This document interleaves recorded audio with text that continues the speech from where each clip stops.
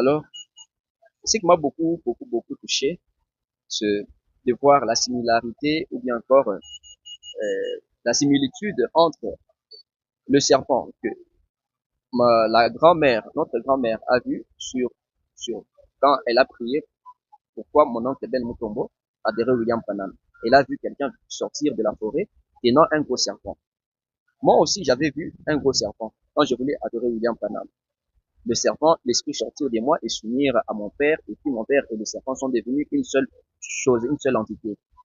Alors, cette maman aussi va aussi me raconter qu'elle a aussi vu la queue du serpent liée à l'image à William Branham. Elle n'a pas dit la photo, mais c'est William Branham lui-même. Donc, la queue plongée dans le feu, la queue du serpent ou la queue de la sirène. Ensuite, William Branham lui-même va aussi raconter, elle va plutôt, lui aussi va raconter dans la brochure Le serpent écrasé au paragraphe 39 qu'il avait vu un serpent. C'était toujours lié à l'adoration de William Branham aux gens qui voulaient l'adorer.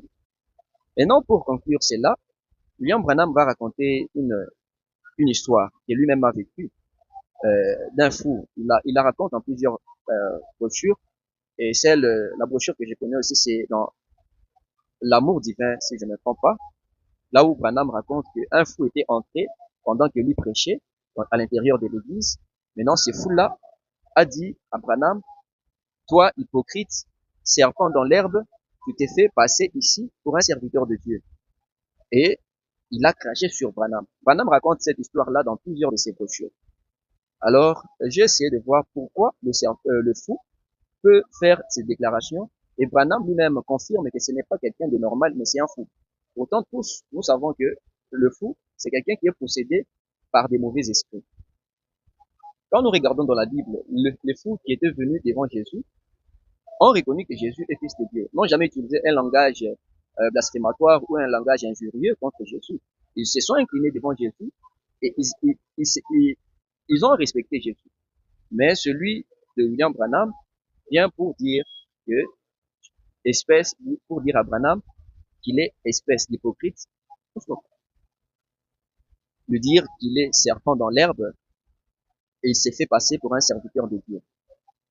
Donc, ce sont ces déclarations fortes provenant d'un fou.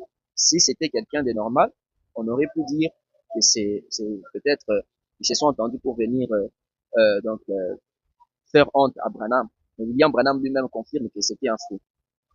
En tout cas, c'est un peu ça le témoignage que j'avais, l'une des raisons qui m'ont fait quitter et qui m'ont assuré que William Branham